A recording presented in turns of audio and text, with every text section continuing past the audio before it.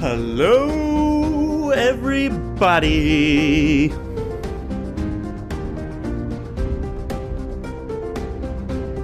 Turn this up in my headphones, Charles. Turning it up. Hello, everybody, one and all. Welcome to yet another very exciting episode of the Friends Talking Fantasy Podcast. My name is Charles, and with me today is my lifelong friend and co-host, Dylan. I'm ready to talk some fantasy with my friend, Charles. I'm ready to talk some fantasy with my friend as well, Dylan, and not just any fantasy today, because today we are rocking out to Kings of the Wyld by Nicholas Eames. We've made it. This was a book that we rushed into our imminent TBR because, well, we simply had to read it. We were... Yeah, exactly. On the musical puns. We had to rush it onto our TBR, and because we were just so excited, so eager, we couldn't wait any longer. This book has been recommended to us multiple times over the past year we've been doing the show, and Dylan, you've even had the chance to recommend it for the show in the past, and now that we're here, finally reading it, well, I'm just super excited to talk about it. Yeah, I'm pumped too, Charles. This is one that I've been long awaiting getting your take on. I consider you a music connoisseur and also a humor connoisseur, and of course, a fantasy novel connoisseur. So I feel like this is the triple threat for you, Charles, to come in and offer your take, because we've got lots of humor, we've got lots of music references, and of course it's a fantastic fantasy novel that we've got here from Nicholas Eames. I'm excited to get into it with you. I'm excited to get into it too. Like you said, many worlds colliding for me personally here, and I feel like that attributes a lot to this book's popularity. It's such a good sell of like, hey, what if mercenaries in a fantasy world a la D&D were treated like rock stars? And so now we're going to get into it. But before we get into it, we have a little bit of a spoiler warning to drop, don't we, Dylan? Yes, we do. Charles and I read Kings of the Wyld before coming in here, and we won't be holding back from spoilers on Kings of the Wyld in this buddy read discussion episode. So if you haven't yet read Kings of the Wyld, now's a great time to go pick it up, because it's an awesome, funny, exciting book. And if you don't want to get anything spoiled for you, then now's a good time to turn this down in your headphones. Well said, Dylan. We are turning this down in your headphones all the way to off if you don't want it spoiled. Because just lower the volume. Turn this down to 0 and go read the book. Highly recommend. If it sounds any kind of... If the pitch of what we just said, mercenaries being treated by rock stars in like a D&D fantasy world, if that sounds even remotely appealing to you, you're gonna have a good time. And Dylan, I just gotta say, for my review, I did get some satisfaction from reading this book, and now I'm excited to get into it. I got a whole lot of love for this book, and I'm super excited. That's awesome to hear. Yep, the plot really got me, and that's, I'm feeling like a free bird. So let's get into it. Oh, hey. Let's get into it. So, Kings of the Wyld, Nicholas Eames. First impressions, one of the things that I wanted to talk about right away, and the thing that struck me most directly about this book was I guess I was toying around with this phrase, like, unabashedly fun, right? Mm-hmm. Like, the action, the humor, the epic nature of it, the battles, it kicks it up to 11, and it's not afraid to do so. I feel like so many fantasy books try to take themselves very seriously and like build up to these moments and have this drama in between, and Nicholas Eames does have those moments, but he's not afraid to just, when he wants to, just have tons of fun and crank it up, and I really enjoyed that about the story. Yeah, I feel the same way, Charles. Something that I feel Nicholas Eames is able to do really incredibly with Kings of the Wild is he walks that tightrope between the humor, which is being offered in such a great supply, and the very I don't think serious is the right right way to say it, but like a keeping the stakes and keeping the us enthralled in a story where we actually care a lot about the outcomes. Because I've read some fantasy novels that lean on humor in a way where I I stopped caring as much about the characters, about their arcs, about if if they're going to be able to accomplish what they set out to do. Because I'm like, oh, this is just like a funny romp. That happens to me at times reading, but I feel like Nicholas Eames gives us the best of both worlds in the sense of grabbing all of the humor you'd want from a romp while keeping us invested in the characters, in the plot, and I guess taking the book seriously while providing us with tons and tons of humor along the way. Well said. And this book is just so full of really fun dialogue and really fun isms. A lot of people were comparing him to like Terry Pratchett in that way. I get the influence there because it's this like observational descriptions that just cut with humor in such a unique way. But I was reading, my copy of this book had an interview with Nicholas Eames in the back, and he does actually cite Joe Abercrombie as an influence in which using humor to tell a dramatic story. And I appreciated that quite a bit. Us as Abercrombie fans, I see that parallel so directly. Yeah, well, it's interesting. The first time I ever had this recommended to me, it was recommended to me because of my Joe Abercrombie fandom. And reading this book, it is far, far, far away from being anything resembling grimdark. So it would be, in some ways, it's surprising to have this book recommended because it's pretty hopeful and optimistic and leaning more on like classic fun humor rather than Abercrombie's twisted humor. And yeah, it's strange to get it recommended by when you're talking about being a fan of someone whose Twitter handle is Lord Grimdark. But at the same time, it becomes very clear that that influence is there because of what you're saying, Charles. This ability to, I guess, it's like infuse humor in a real feeling story rather than lose all meaning from just the whimsy and nonsense of it. Exactly. He's not setting out to tell, like, sometimes when I see books being, branded as like a funny book, I almost get nervous because it's like, oh, I don't like books that are like comedy books. Like those typically don't hit with me as well for whatever reason. But it's like you said, it's that kind of along the lines of like the Abercrombie school of using humor. Like humor can be used without necessarily being like a full-on comedy to actually bring in some character development and like make us care about these characters and connect with these characters even when they're facing like huge monsters and trying to protect their family and being homesick and being at odds with each other, having complicated pasts. You can inject it with humor without taking away from any of that. And the way he does that through the dialogue and through Clay's observations, it brings a lot of life into the story. And I think it's that charm that a lot of people really take away from this book, is just how charming and fun it really is. I agree, Charles. And I think some of what allows it to stay, I guess, grounded in a real feeling story while also allowing for us as readers to gain this humor appreciation of it is this rock and roll element to it where we've got all of these homages to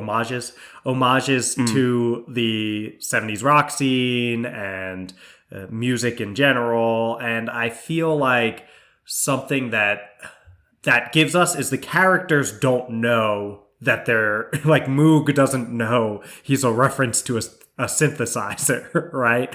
But when his name right. comes up and we start seeing right his wizardly awesomeness, we also get the joke that is his name, Right. but there's no reason for him as a character to think of his name as some sort of like silly reference or anything like that. So we buy that the characters are taking their world seriously, but we get the chance to kind of laugh.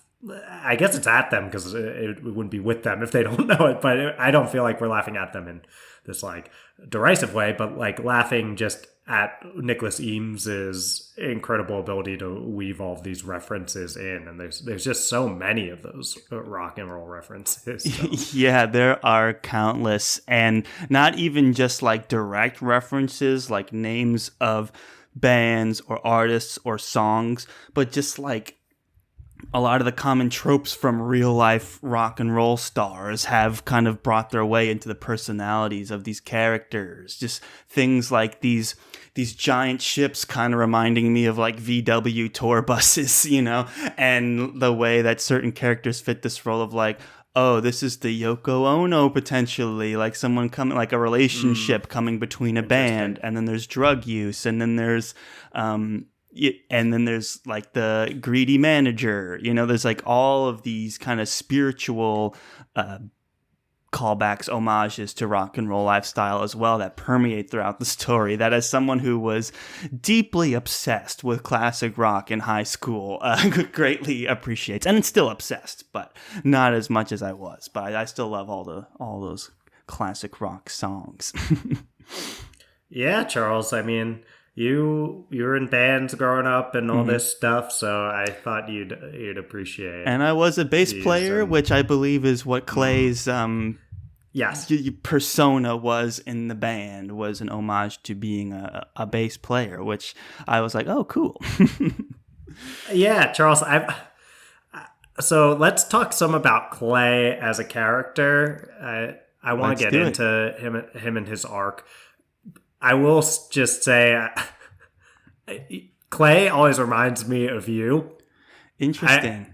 You're probably not. Are you surprised at all to hear that, or did you find any of these similarities? I want to get into Clay as a character because that's probably what people are tuning in for more than you know, now that you're saying, I didn't really think about it.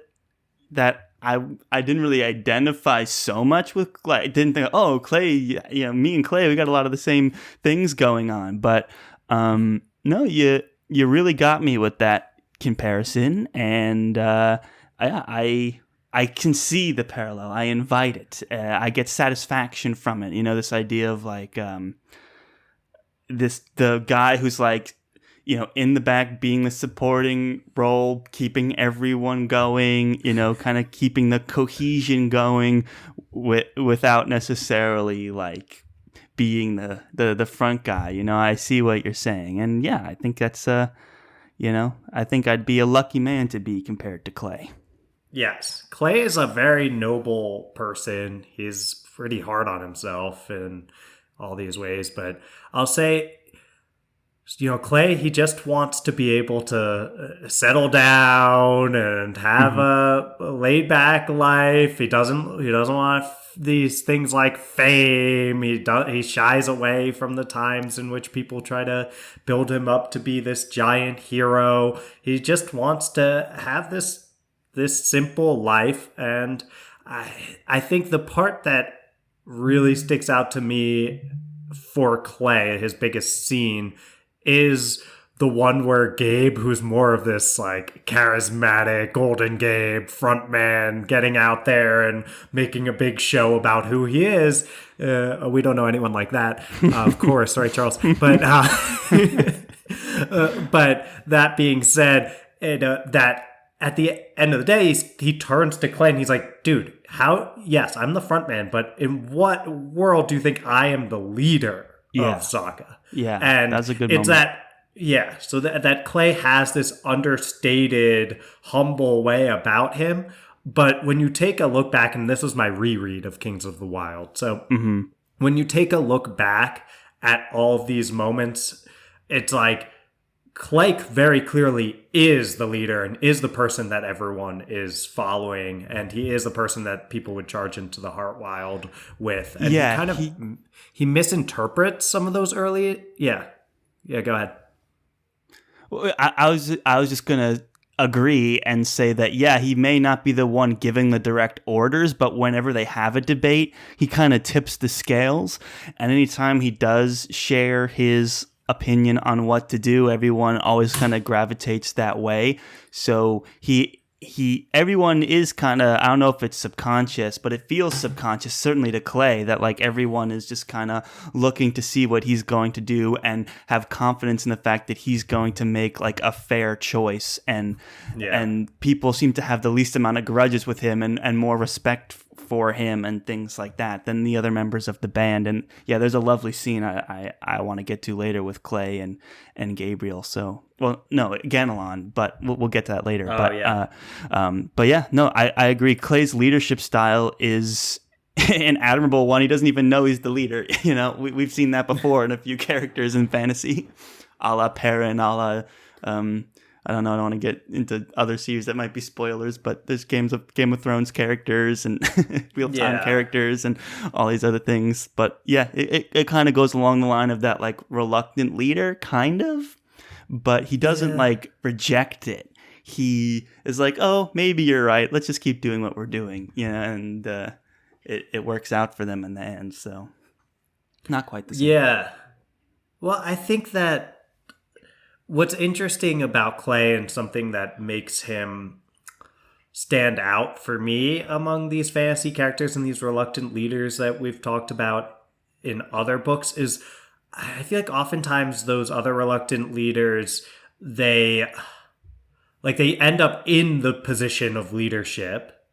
And then they're still often, like, a lot of times wondering, like, why are people following me? And I get that. Like, of course, it's okay to struggle with imposter syndrome and insecurities and things like that. Mm-hmm. But we've seen it's like, I'm trying not to spoil Wheel of Time, but we've seen these characters that are very clearly in positions of leadership and the commanding people there.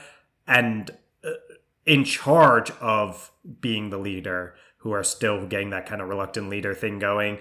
And Clay actually does lead from the back seat, basically. Right. He's not the front man. And right. I always thought that's very interesting, is in no way is it his duty to be the leader. And in that way, people start looking to him and knowing that he has no ego about it. It's like Gabe has this giant ego, right? Yeah. Everything, and most mercenaries do. Yeah. Yes. And Gabe, most of all, probably. And with Gabe, people know when he's coming knocking, like he's done this before, coming knocking, like, let's get the band back together. They know that a huge part of it, until his daughter Rose is kidnapped, and now they don't have this way of thinking about it anymore, but they know a huge part of it for Gabe is this trying to capture the glory years, trying to build back up his own persona, and it's caught up in Gabe's ego. And then they see Clay, and they're like, Clay would never do any of this stuff just for himself. If Clay's on board and he's involved, it comes from this like very true, authentic place that this is what he genuinely believes is the right thing to do. And people trust that so much more than Gabe's like Paul McCartney style leadership of just like, look at me, everyone, being amazing at everything. I need to. Sorry, I'm very in this. I've been watching that YouTube, Charles, that Paul McCartney documentary, which, by the way, the Moog synthesizer comes up. Like, the Moog synthesizer does come up. Yep, that was a big deal at the time. Yeah, and it's true. I think Clay's motivation is one of the more thematically like interesting parts of the series, because for me, what I loved about Clay's character was what kept him going throughout this whole thing, right? Because this is basically a suicide mission. The odds are against them the entire time. And there's like any sensible person would be like, oh, and it happens multiple times. You're like, oh, if she's there, like if Rose is there, she's dead, and you guys are just going to get yourselves killed trying to go in there and save her. It's it's a lost cause, basically. And somehow, like, Nicholas Eames keeps writing in Clay's motivation of this idea that, like, he's this sympathetic guy, he's a family man, like this man, more man than monster, right? All of these like sympathetic points of view of like, oh, if it was me, daddy, what would you do? And it's that drive that he has that keeps him going through all of these things. And yes, they're getting more like, they're getting the band back together, they're becoming popular again. He does like to fight, and that he does enjoy those moments sometimes, but it always comes back to his grounding presence of like, look, I believe in like family and doing the right thing, and this is the right thing to do. And as long as there's a chance, like, I have to help my friend, and I have to be the example I want to be for my family. And that constantly drives the plot, and it works, which I think is great, because so many times I'm reading these fantasy stories and I'm like, why don't they just stay home? You know, it's like that sounds like a more viable option to me than going through all this craziness. But with Clay, he finds a way, you know, and I really enjoyed that about the book. Yeah, me too. And speaking of that staying home aspect of this, something that really sticks out to me about this book is this element of the Dungeons and Dragons group long after the typical campaign would be over. It's like this, what happens to the rogue in Matrick, like what happens to the wizard in Moog, what happens to the like big champion fighter, all that kind of stuff in Gabe as like the leader. And I think it's interesting to see this kind of jumped ahead version. And Clay does seem to have it really figured out, of this like, find someone that you really care about, settle down, and they're thinking about opening an inn and kind of like settling into that. And then we see, so that like stay at home bit is what Clay's doing. It's working really well. But we see that all these other characters with their bigger ambitions and egos have gotten themselves in trouble. The same parts of them that would have made them set out to become this big band, those parts of them are still with them even after the adventure is over. And they're unable to really do this like stay at home thing as well as Clay. And they're kind of stuck in their own crap even way after. It's like you can take the I'm trying to think of how to apply that expression. It's like you can take the kid out of Saga, but you can't take the saga out of the kid, right? It's exactly that same element of them that wanted to be out and ambitious and doing stuff.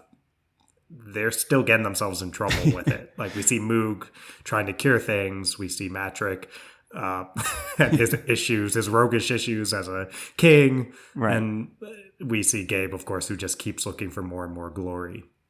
Right. So let's talk about these moments of like getting the band back together when the boys are back in town, right? What that's like. And I guess we'll like, obviously, you know, Gabriel went to Clay first, and there's so many reasons why. Gabriel sees Clay as like the moral backbone of the band, the compass that people are really kind of, the moral compass that people are actually following. And like you said, it's this grounding presence of like, yes, Clay likes the like have fun, and he loves his friends, and he even enjoys fighting multiple times. Like you see him really get into it, and he acknowledges that about himself, but it always comes back to like being a straight arrow, so to speak, right? A rolling stone, if you will. He's like a rolling stone. And so you know, I was named after Bob Dylan, right? You know that, Charles? Who was? You? Me. Oh, look at you. You know my name, right? Yeah, and you know, Derek, our other friend, was Derek and the Dominoes, you know, so. Wow. There you go. Lots of music inspiration around here. Look at that. Look at that. What we have here is we're getting the band back. So Gabriel and Clay are together, and then they go to Moog, right? Who named after the synthesizer, as we pointed out. And he's kind of this like eccentric wizard type.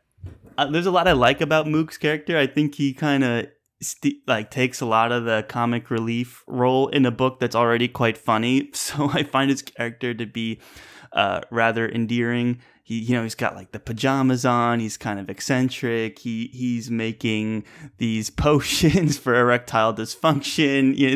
It's quite an odd life that he lives, and it's kept together by his character motivations, right? Which are, he's trying to find this cure for the disease that took his partner Freddie, which, Freddie Mercury, right? So he's trying to find the cure. And like the twist that I loved that was revealed kind of early on was that he actually has the disease himself in his foot.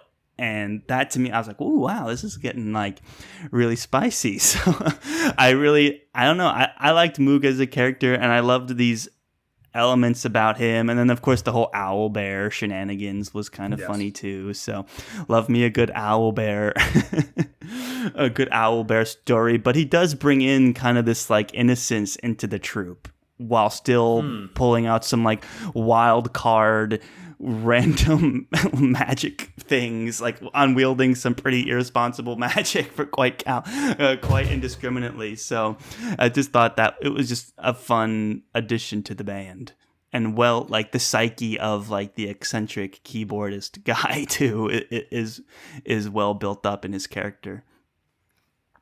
Yeah, that's all well said, Charles. Moog he's definitely a fan favorite. I think he might be the favorite character. If you maybe we could do a poll on Twitter, because I get right. Who's your favorite Kings of Wyld character? So anyway, because right, so I guess we'd have to leave. It's a 5-man band, so we'd have to leave someone off. But anyway. That's a shame. Yeah, it would be a shame. But anyway, point being, yes, he does. He's the standout, I think, funniest character in a cast of funny characters. And he has these moments of absolute brilliance with those spells, and then these moments of absolute, I guess, like hilarious failure. Yeah. And I'm thinking of one of my favorite scenes is the Colosseum fight against the Chimera. Yeah, it's a great scene. When he freaking electrocutes himself in the middle of that fight. It's like, we're used to Moog. We basically get told really early, it's like, yeah, Moog is a wild card. He's going to have these moments where he saves everyone and like has these huge moments. And he's got moments of spectacular failure and go down in a blaze of glory, or what, like a lightning strike of glory kind of things. Right. And I do love that Eames really delivers on both of those moments. And it's just like in the middle of this intense Chimera fight in front of all this roaring crowd, and everyone's doing their best. Catalan's out there doing amazing things, Matrick, all stuff. It's just Moog electrocutes himself. It's like yes, so one could say he was thunderstruck, maybe. Charles, did you see my tweet? I tweeted. No. I tweeted from my personal about this moment, and I made a thunderstruck. Oh, nice! I used the GIF thing, but the making GIFs. If folks don't follow us on Twitter, they might not know that's like a big hobby of mine. And I made a GIF of Thunderstruck where you could, but it was like a video one, and you could actually hear. So yeah, check me out at Dylan R. Marsh on Twitter if you want, and scroll down until you find that Thunderstruck GIF, and it's with AC/DC playing, and it's fun. Yeah, that's fun. And so I beat you to that one, Charles. Yes, you did. It harbors a lot of fun, this story. And that's one of the things I love about this book. And I got again, from the Nicholas Eames interview in the back, where he goes, I set out to write a funny book, a ridiculous book, a book that didn't take itself too seriously. And that to me is like something that can be seen. But then he says, but the characters got away from me. I blame Clay Cooper. So I think that's a good case with Moog, right? He doesn't take himself too seriously. And then like he also brings these moments into the action and into the story sometimes that aren't taken as, they're kind of funny and kind of silly, like when he's fighting monsters with his hat, with like pulling food out of a hat and like throwing it in their faces and stuff like that, like and when he finds the owl bears and puts them on his back, he's like, ooh, the owl bears, and he's, you know, he's carrying them around and feeding them with porridge from his mouth, you know, like silly moments like that. It never takes itself too seriously, but again, it services the character work of the story as well. Like you really, like you said, Dylan, Moog kind of rose up the ranks in terms of being a fan favorite for, I feel like, for a lot of those reasons. Yeah, some of the best moments for sure. It's very exciting, and you never know what's going to come out of a Moog scene or come out of that bag. It's right. A lot of great stuff. And, I love the bag. When they lost the bag, I was like, no, it's like the greatest magical item ever. Yeah. And the D&D influences with those things are very big. And I think a lot of people who've played a lot of D&D will get a kick out. Yeah, and there's scenes where they're like, moments. You know, they're raiding their band manager's cache of things. They're raiding Calarex's collection of artifacts, and they're getting suited up, and they're pulling out all these artifacts. You know, that was a fun scene that felt very D&D to me, where it's just like, oh, all these, what does this armor do? What does this piece do? And then using that in like a out of context thing in combat. For example, Matrick, his horn of bees, and he at the end when he's fighting the dragon, he blows the horn, and all the bees fly into the dragon's mouth, and like that's, you know, that to me is a very like D&D moment for sure. Yes. And let's talk about Matrick too. Oh, yeah. Well, Matrick is interesting. You know, I love roguish characters. Matrick Skull Drummer? Yes, Skull Drummer. And his two twin daggers, right? Yeah. So that are named after women, yeah. Like guitars often are. Interesting. Yeah, obviously he's the drummer of the crew and all that. And, you know, might harken back to when we saw... it was Tommy Lee was the drummer in Motley Crue, right? That's right. Famous. We saw them and open up for Aerosmith. That's right, so we did. Hard not to think about that. This kind of like drummer with a huge personality, though, because sometimes I feel like drummers fade into the back in bands, and but then I think of these bands where they're you got like the lead singer, you've got like the lead guitarist. These are people that typically catch the public eye, but yeah, you're right, there are famous drummers, and certainly like Rush has a famous drummer, and Motley Crue, like I think the biggest personality in Motley Crue is Tommy Lee, the drummer, so he does invoke that kind of character for sure.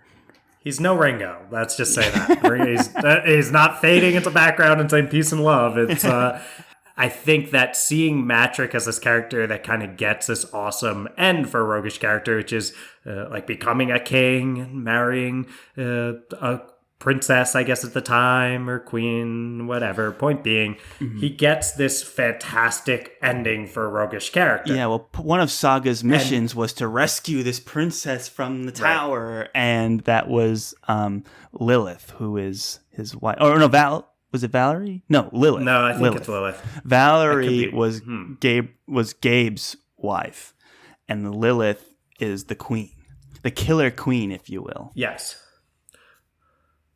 Right. So then what we get is fast forward well past that point of the ending of the campaign.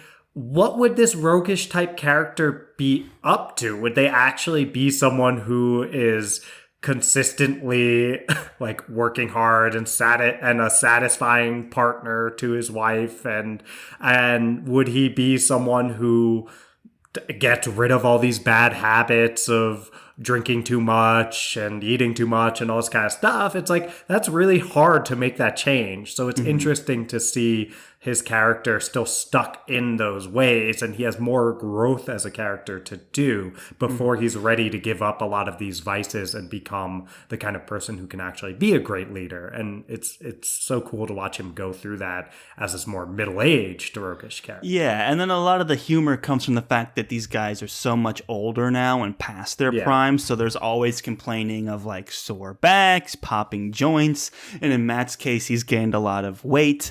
And one of my favorite like scenes of dialogue was he just let slip that he had a pie every day, and the bandmates are like, "What? You had a pie every day?" And he's like, "Well, yeah. If you're a king, why wouldn't you have a pie every day? It's like, well, otherwise, why be king?" It's such a good point.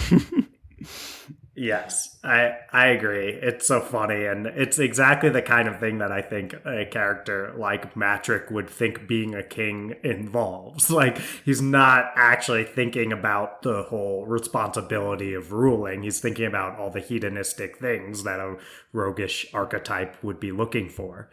And yeah, but he learns more on this adventure, and I think this time they're doing it for such a noble cause that actually saving Gabe's daughter Rose, that folks like Matrick, who probably didn't learn very many lessons during their initial however many adventures they'd been on, however many years, were like, okay, this is real now. We're doing this for And people, it's also not just interesting to for see ourselves them and going glory. on adventures, when they were Saga and they were single and young, right? And hungry for glory. And now when they're older and they have, many of them have families, right? Matt included. And there were scenes throughout where Matt's like, I miss my kids. Like, I recognize they're not mine, but I miss them anyway. I raised them. I am their dad in some way, which is this like stepdad archetype. And I think that was a huge part of grounding Matt in this story as well, is like he's adventuring now as someone who does have a family back home, and his situation is not as romantic as Clay's. It's a bit more complicated, but he still misses them because they're his kids. So it's this character development that, like, at the end of the story, that's what happens. Like, he splits up with his wife, but gets to see the kids and all these and the kids come to stay with him and things like that. And it's like that's his happy ending, which I thought was great. And it goes to show you how, like, maturity weighed against like their younger glory chasing days, and how that kind of weighed their motivation going through a new quest again as the old band, but as new people, new older people, if that makes sense. Oh, yeah, it makes total sense, and it's well said, Charles. I totally agree. And speaking of those younger glory days, we have one character that has never quite left their younger glory days, and that's Galon, right? Yes. He's been frozen in carbonite, essentially. Well, I'll spoil Star Wars. But he's been frozen there for a while, and he comes out of this just for lack excuse that I'm about to say this, but ready to rock and roll. And he has his axe, which is another fun. And he is just he's still the guy he was when Saga ended. And he gets to really be the muscle of the group and be the most badass character in this whole thing. Yeah, and he kind of punches up in terms of his dialogue every once in a while. Like, one of my favorite scenes was where he reveals to Clay that while he was frozen the whole time, Clay was like, "Oh yeah, well, it must be crazy just all of a sudden wake up in a new age." And he's like, "I was conscious the whole time," and Clay was really disturbed by that. And then so Clay's like, "Oh my God, he must be so mad. Why hasn't he killed us already?" And Ganelon has this great quote where he's like, he's talking to Clay, and he's like, "I never hated you, Slowhand," even though he hated everyone else. And he's like, "Do you want to know why I never hated you?" And he basically says along the lines of, "I've had less friends in this world than I have fingers, but I counted you among them. You're honest and brave and too damn loyal for your own good. Hell, you're just about the best man I've ever known." And so I thought, what kind of monster must I be that even Clay Cooper gave up on me? And I was like, whoa. Like, this cuts against the humor of this book so beautifully, because it's like, yeah, they all have fun and they're all really charismatic, likable people, but that's a heavy thing to admit. Like, was I a horrible person? Clay is such a straight arrow that he just abandoned me for all this time. And like, Clay honestly probably didn't really think about it that much because he just was like, it was the right thing to do at the time. But now he's like rendered speechless, and that really affected Clay, which I thought was Yes. such a great like band dynamic. Yeah, it's an interesting point, Charles, and that's a fantastic quote you pulled. And I'm thinking about this. It's basically when you see yourself through a certain lens, or you have a certain like big insecurity. And it sounds like both Ganelon and Clay have this insecurity about being a monster that both are dealing with. It's funny that they both, I don't know if funny is the right word, but it's interesting that they both interpret the same decision as a sign of they themselves being a monster and not necessarily the other person. Right? Like Clay views his own decision to leave Ganelon as this like monstrous thing that Clay did to abandon his friend. And then he's worried he's a monster. And Ganelon, meanwhile, interprets the fact that even Clay Cooper, who he thinks is such an incredible person, left him to be frozen there as like, oh my God, that must mean I'm a terrible monster. And you just got these two people who are trying to express to each other like, no, I'm the bad person here. But in reality, it's just two people who like really, really care about each other and like are upset that they hurt each other. And it's Ganelon hurt Clay basically by like telling him that oh yeah, I was stuck in there the whole time, and Clay's like, oh, I guess I'm that terrible person.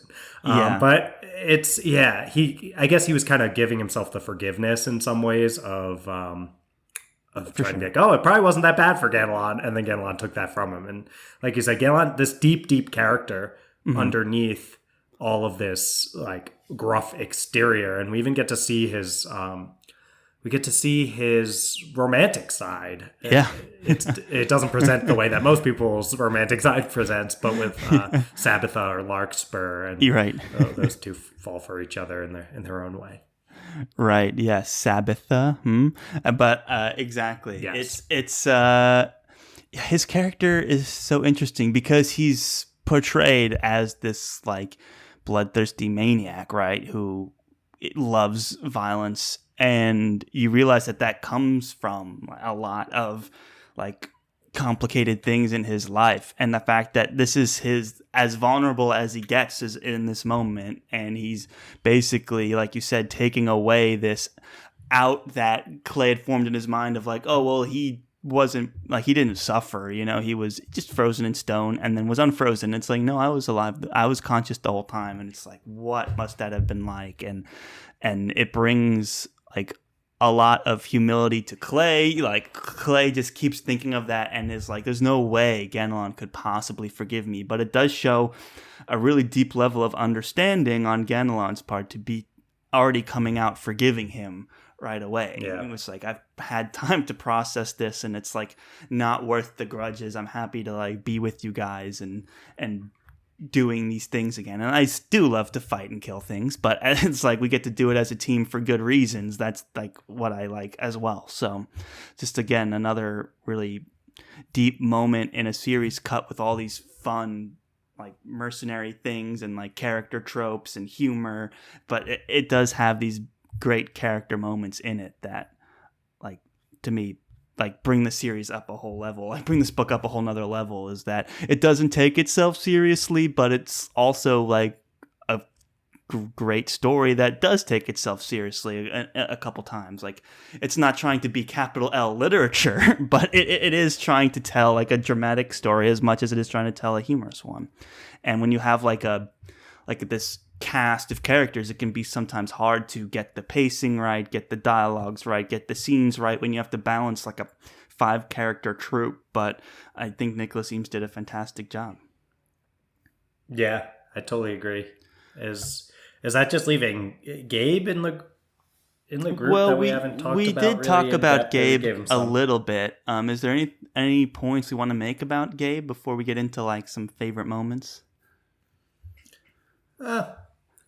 I guess it's interesting. He's the front man, but he probably has the most, I guess, straightforward arc, right? Yeah. He's trying to save Rose, and then he struggles with trying to be the leading man and trying to figure out what that actually means to him. And then he he saves Rose. There's these elements too of like a former rock star where like, you know, there's like some elements of drug addiction involved, and there's these elements of like he's broke and he sold all of his famous things like Valacor. He pawned off to his former band manager. So these are stories that sometimes you see from like older rock and roll legends, right? Where it's like, oh, they're actually bankrupt now and they're auctioning off guitars and things like this. Like it has happened, and I think that's like kind of the influence that Nicholas Eames was pulling in for this character of like, now that we're in the future, like here's this trope amongst rock stars where like they lived fast and loose and like up to 11, and then that burned out faster than their lives did, and now they're like trying to pick up the pieces, you know. And I feel like that was Gabe at the beginning of this story, and he's trying to find out like, oh, if I get the band back together, my purpose will be back, and also like I love my daughter, obviously, so I want to rescue her as well. And I think he was trying to look for his purpose, and obviously his character arc comes to a head when he leads the charge of all the mercenaries, right? He does take this leadership position. He does inspire that entire room of people, and he does manage to like fight these great battles, even though like he gets winded at the end and shaky. When he's in the moment, he does step up, and I think that all goes towards his character arc, this almost like redemption arc for him. That's a great point, Charles. I think that I guess when I take a look at what he's dealing with throughout this, he's dealing with the fact that he's chased glory and like achievement his entire life and adulation and all this stuff. And he totally got all that adulation. And what that ended up giving him was like being a father that his daughter wanted to be like enough where she actually went off and tried to be her own, like a front woman of a band. And he's realizing that, I guess, the downsides of being a person who has this giant persona and all of this fame. It's a heavy weight to bear, and it's something that like gets his daughter in terrible, terrible danger. Because it's like when Clay is talking to Gabe about this idea of Rose becoming a merc, it's like, well, I wonder, like, and Gabe is just like, she got all these ideas of glory and stuff in her head. Yeah. And Clay is like, where do you think those, like, oh, I wonder where those came from. And it's like, he's dealing with the aftermath of like the glory stays with you, but you don't get the constant gratification from it. And all you do is make the people around you like want to chase that feeling themselves, and gets his daughter in trouble. And it gets him in this place where he feels like he can't even live up to his own persona. You know, he's walking around Golden Gabe and he's graying. And he gets this, you used the word redemption, Charles, and that made me think about the idea that, it's like he's struggling with this persona and this glory and what it's done to him and those around him, how it's hurt those around him. But then he does get to utilize the flip side, or use the flip side of this glory and this persona to be the figure that everyone needs him to be in order to lead that giant charge and get everyone pumped up. And only so it's like only Gabe would have a daughter who needs so badly to be this amazing fighter and band member who gets herself into that situation.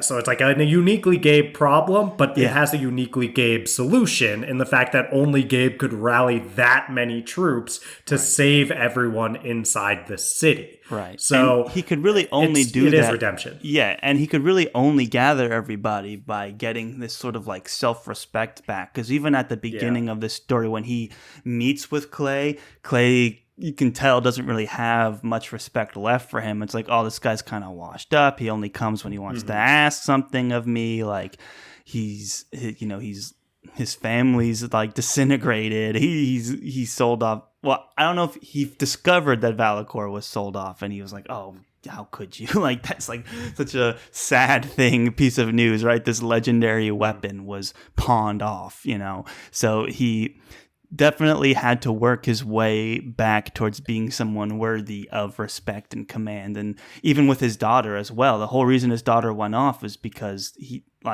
she had disagreements with Gabe and they didn't see eye to eye, and she wanted her own shot at glory. So I think it all came around to this idea of having some self-respect, as well as like being open and honest with his daughter, and that helped him like lead these forces and step back into his role as the front man. So yeah, I thought his arc was really interesting, and it's the driving force for the whole novel, obviously, and it causes Clay to like reprioritize his life as well. He can see that Gabe's whole family's totally disheveled, and sees what like a daughter chasing glory, and like how he doesn't want that for his own daughter and things like that. So it's interesting to see.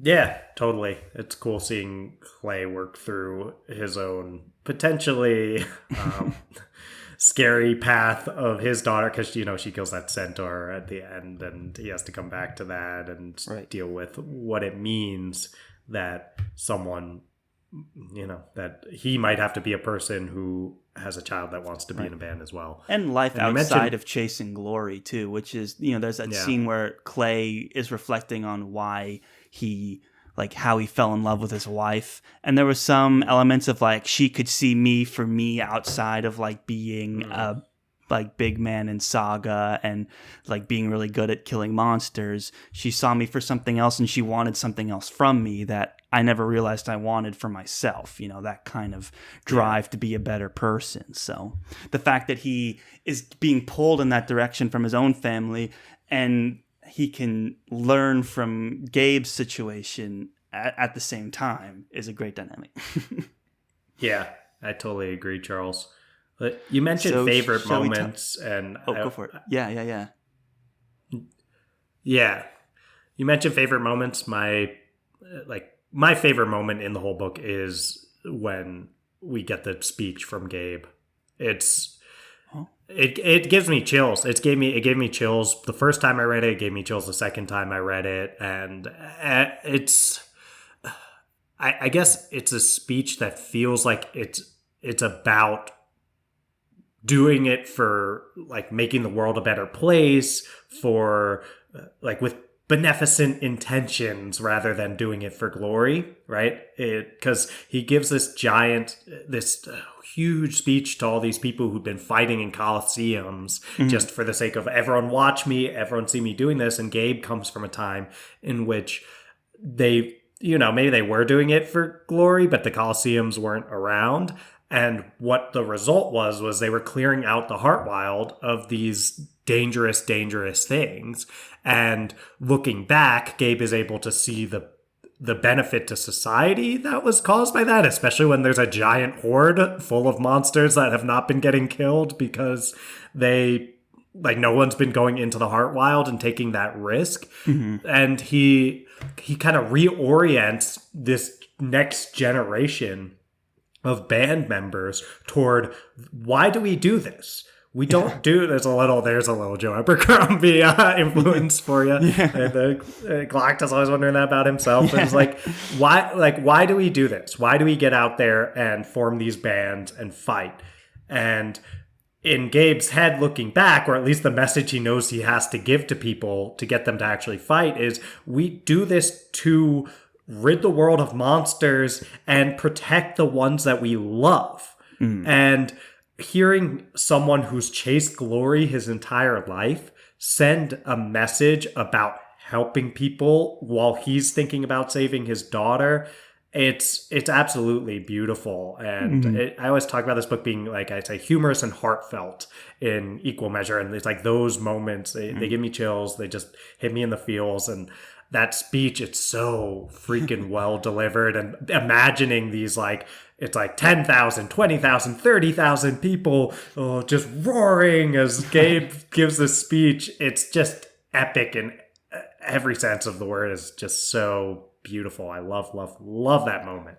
That's a great moment to pick. I thought for sure you were going to pick the Colosseum, but I also love this scene as well. It's like you said, it's like everything's kind of coming to a head for Gabe, and it's also just like the moment they're in, right? The charge before the battle, and he's like giving this heartfelt speech to all these mercenaries at a time where things are changing. You know, like change is happening as he's giving this speech, and it's so exciting. And that's one of the things that I'm really most impressed with about Nicholas Eames is that he delivers on these epic moments every time, and he's like unabashedly leaning on them and putting them up and making them these huge moments that could sometimes be perceived as like, oh, here we go, like another epic battle scene. But it's very endearing coming from Eames and coming from these characters, and I think it's almost risky to have all of these moments of like, then they fight a dragon, and then he gives the speech, and then they fight in a huge coliseum. It's like, you can't do all those things like in one book, but Nicholas Eames does, and it's always fun.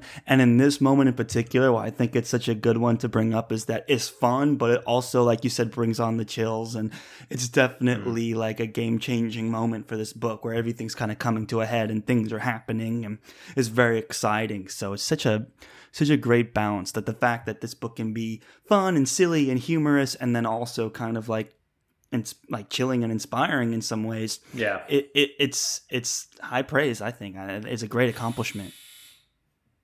Yeah, totally agree, Charles. Well said. Yeah, that's a great. Yeah, you got a favorite moment that you wanted to bring up? Boy, I mean, I love the scene with Ganelon and Clay that we already talked about, where he's like, what kind of monster must I be? Just because it took me by surprise. You know, like that kind of a deep cut. It took me by surprise. And it reminds me of another one of these scenes that also took me by surprise, but it's also it's one of my favorite scenes, kind of couched in one of my least favorite moments. So I'm going to just bring both up quickly. So one of the scenes that I absolutely loved was when Clay was fighting Larkspur. And he goes like, they have this so back and forth, like Larkspur betrays them, right? And they're having this fight, and it's an act of betrayal. Like she's like borderline irredeemable at this point, and Clay was able to, overtake her and go to deliver the final blow, and she's like begging for mercy, and Clay even acknowledges that he should have known better, but he couldn't help himself, and he like stalled. And in that moment, Larkspur cuts his hand off and throws him off the cliff, right? So you're like, and then the scene ends with him free falling off the cliff. The petty reference. Yeah, that was a little petty of you. I wish I said it that way first. Oh, yeah. It's a little petty of you to bring in that punk. Yeah. But keep rolling, Charles. I'll keep rolling. So yeah, we have Clay knocking on heaven's door, basically, right? He's been disarmed, he's free falling, and I was shocked. I was like, wow, Clay, the whole thing is he's supposed to come back to his wife and come back unharmed, okay. And we've been facing these like insurmountable odds this entire story, and now here it is, this moment where like Clay's character, right? He is this kind of guy who's open to giving people chances, and he is more sympathetic, and he's been battling with these like this like, am I man or monster things, and he sees that in Larkspur, and he's made that comment. He's like hoping Larkspur comes back around to Sabbatha, right? And so he's giving her that moment again, and then he loses, like she attacks him for that. And that scene to me, I was like, wow, I was really impressed. It's like, here's the stakes that we've been looking for, where like there's a cost to doing this, to walking away from your family and doing something really, really dangerous. You don't just get to come back from that unscathed, right? This is a huge injury, like losing an arm, and like the fact that his nickname is Slow Hand is also like a delicious irony in all of that. And that, to me, like when that chapter ended, I was like, whoa, what a powerful moment. Like to have to go back to your wife now and be like, so I lost a hand. It's a tough thing to do. And then when your whole identity is around being slow hand, and now you have, even the book joked like, oh, no hand. It's a hard thing to face. And so that was a great moment. For me, it was unfortunately undercut by like the next scene where he gets rescued by one of his like, you know, like these other like bands they were friends with, these older bands, and they come in and he's like, I can grow you a new hand, and then the like it'll take an hour. I'm like, what? He gets a new hand in an hour? And so for me it was like, oh, I would have loved to have seen the fallout of him just now having one hand, and you could do cool stuff with that, but you know, it is what it is. I really enjoyed the ending. It didn't need to be an ending with Clay with one hand, but to me, like the scene where he lost his hand was so powerful, and it's just slightly undercut by him immediately getting it back in the next chapter. So it's one of my favorite moments couched in one of my least favorite moments. Yeah, I totally see what you're getting at there, Charles. I had a similar reaction. I think the Larkspur reveal is so incredible, and I love this. Like basically she says that she's been doing this for longer than you'd like. Like she's been doing this for a long time of pretending to be Sabbath while she's actually been Larkspur and just waiting for her moment. And that is such a cool reveal. And Sabbath is a very interesting character with this complex past, and to see it come to fruition of her struggling with that same theme of the man versus the monster type stuff is really cool. And the moment of her betrayal is awesome and redeemed kind of when she comes back later. It's so that stuff's awesome. The giant, right? And then kisses Ganelon, yeah, right. That is an epic moment too. and Gabe is like, they say I'm dramatic, so right. But I do see what you're getting at with this. It'd be nice to have more cost, I guess, to this mission that everyone was going on with this sense of there's almost no way we survive, and then when all the characters come out of it unscathed, it feels on point for this book and its messages and its themes and its hopefulness. And you know, where we reread a lot of Grimdark, so it's almost there's this part of us that's like, oh, once a hand's off, we think, okay, yeah, that really demonstrates the cost of this journey. And there's a lot of things that could have been really interesting about seeing Eames do that. That being said, a minor loss of potential cost and stakes in a much larger, awesome, funny, amazing fantasy novel. I see it, Charles. I see it. I think I did have a similar reaction. It's overall cool stuff. The slow hand reference, which by the way is a Clapton. Allusion to Clapton. Yeah, that's what I've seen on Reddit threads. I haven't seen somewhere where Eames confirms it, but I wouldn't doubt it. Okay. Yeah. No, it's a cool moment. And right after that, it reminds me of he falls down to where the Eden brothers are, which their names, Gregor and Dane, are allusions to the Allman brothers' names. Yeah, which is awesome. So then, I don't know. It reminds me too of another thing I really like. I don't know if it's a favorite moment or like one of the favorite parts of the book for me are these Eden brothers and the idea of the one brother that can't see, and we have the brother that then's like, oh well, I can just make his life into the best thing I can possibly make it into and make him as happy as possible. And he kind of lets his brother live in this like naively optimistic world where he's describing the cannibals' food as being this amazing, delicious course with all this stuff that is much preferable to eat or much would be a much better meal. And he's walking through these like muddy areas and describing them as being beautiful. And it just, I don't know, some really like deep exploration of would you rather be in line with a sometimes pessimistic reality, or would you rather be unable to see that and live in a world that you think is really, really optimistic if you have that opportunity? And it's kind of interesting that right after Clay falls down, we get this Dane, who's the one who is being told all this optimistic stuff and truly believing it. After his brother dies, he dies too. And Dane, it's described in the prose as Dane, he saw through bleary eyes, had died as he'd lived, with a great big ugly smile on his face. And it's a really deep exploration, I feel like, for a book with so much humor. It's part of the amazing balance of what Eames provides. Yeah, no, those are fun characters. There's that moment where it's like, oh yeah, we'll hold on to that, and they pass it through all the bandmates, and the last one just throws it in the snow, where it's like, yeah, okay. Like this idea of indulging him, but like just keep going. There's some funny moments in there, for sure.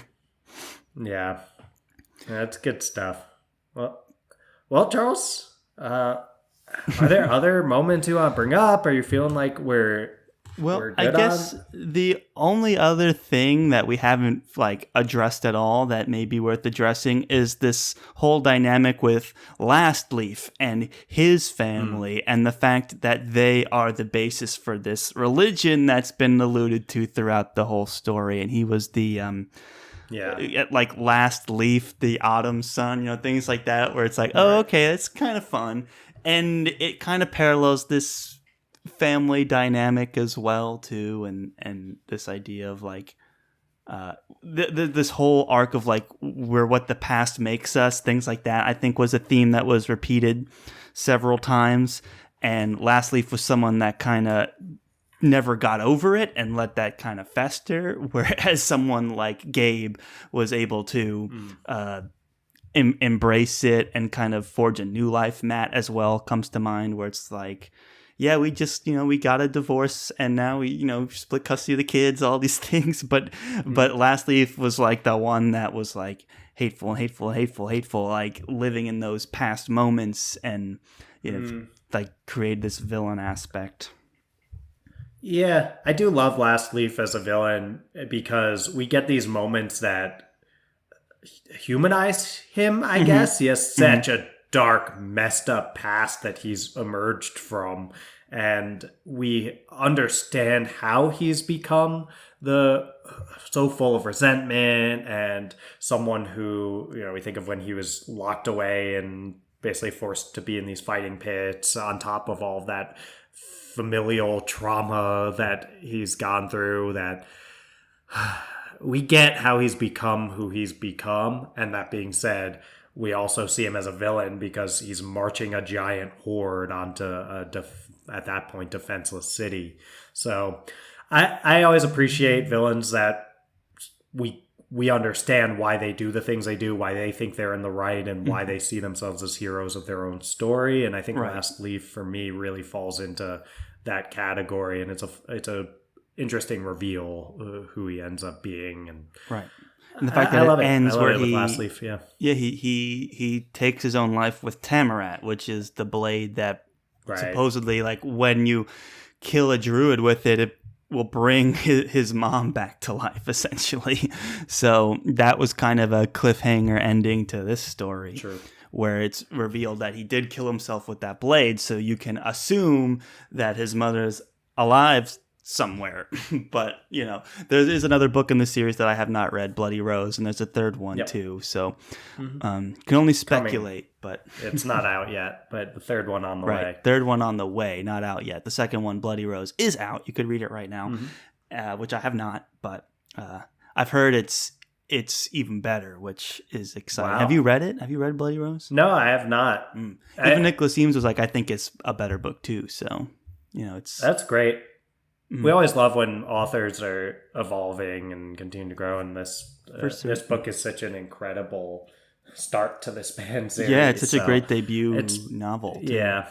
Can I also mention, so I saw an interview with Nicholas Eames on Petrick's BookTube page, and I heard him talk about an idea he had for something called Bards, which would be, I think, a short story, like a collection of short stories, which takes you back to the time in which Saga was in their prime. And it would be a perspective in each individual short story from one of the bards, one of the many bards that have died along Saga's journey. Yeah. So that's like this fun running joke in Kings of the Wyld, is that the bards never survive and then they get an undead bard.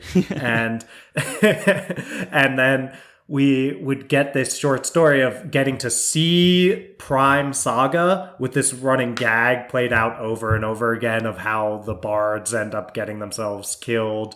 And it'd just be really fun to see Saga in their prime. I lean toward this idea of these like individual short stories. You could almost do it like, They end I with the almost bard want to say dying. Witcher style. Like the running joke would be different and the fun stuff with the bards, but this like, okay, like these individual stories of how Saga in their prime dealt with these like really standout events. And you'll always be waiting in each story. You'd be waiting for which, like, how is the bard gonna die? I feel like Nicholas Eames with his fun, like his amazing humor would be able to like kind of play with that idea a lot, like have the bards kind of get in these situations where it's like, oh, this is how they're gonna die, and then it's like, oh nope, not this time. Like I just imagine this really fun book. And Yeah, Eames that sounds seemed awesome. really passionate about the idea. Okay. And I was like, I don't know, like, and I don't remember the details, but for some reason, like he'd like kind of pitched it, and it didn't catch steam with the publishers or whatever. But I just want to be on record saying that it sounds awesome. Yeah, and bards. I'm Come all on. for the idea of, and yeah, it would be called Bards. I think so such a cool idea. Maybe when this third book comes out and does well, they'll let Eames do whatever he wants, and we can get a bard story after that. Yeah. That's what we can hope for. But yeah, I mean, I loved how much fun this book was willing to have. And although Eames says it doesn't take itself too seriously, and I'd say that's true, I would also say that, it's incredibly well written and great character work that does take itself seriously. It does that fine balancing act of like, what does it mean to not take yourself seriously while still telling like a really engaging dramatic story with character work. It's like you obviously are taking yourself seriously in certain ways, but it's like you're not here to like pontificate on all kinds of deep thoughts and meanings and things. Like you're here to have fun and hit on these like high level themes of family and glory and all these other epic scale battles and battle speeches and fighting moments. You've got a guy like jumping in the air to slash this huge demon with an epic weapon, and it's cool. And like that's just what I loved about this story. Right. So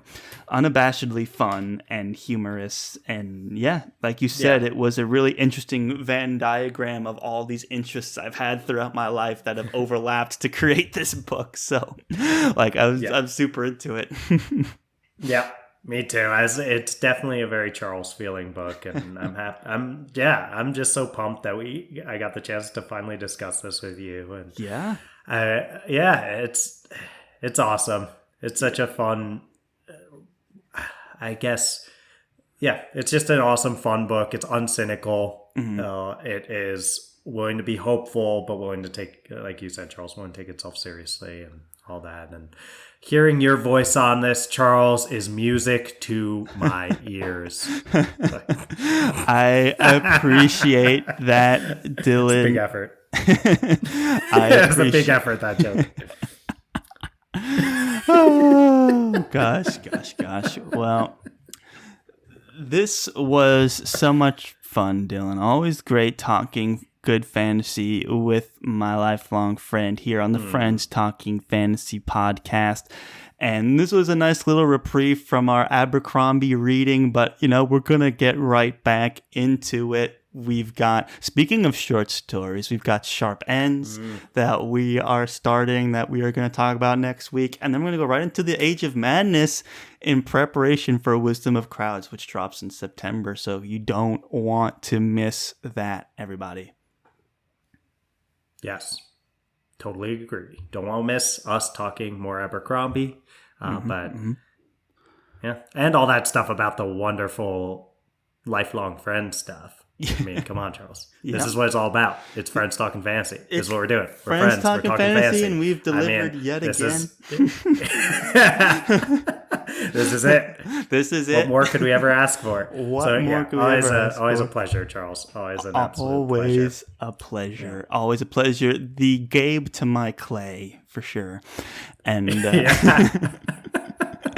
was.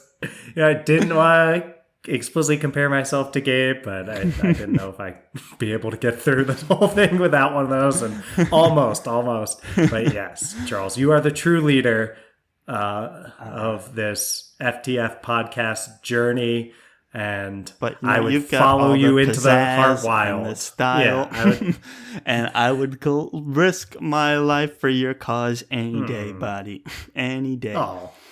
And with that being said, Dylan, nice. I think there's really nothing left to do but, keep this train a-rolling and get the outro music going. What do you say?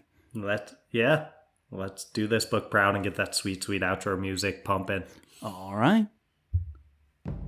Thank you all so much for listening to yet another very exciting episode of the Friends Talking Fantasy podcast. If you like what you heard today, come and jam with us over on social media. That's Twitter at the FTF podcast with a number 1 at the end, and Instagram on the FTF podcast. We just passed 1,000 followers, guys. Really exciting. Thank you all so much for the support. It's very touching to see that kind of support for our little channel out over there. So if you want to engage with us, that's the best place to do it.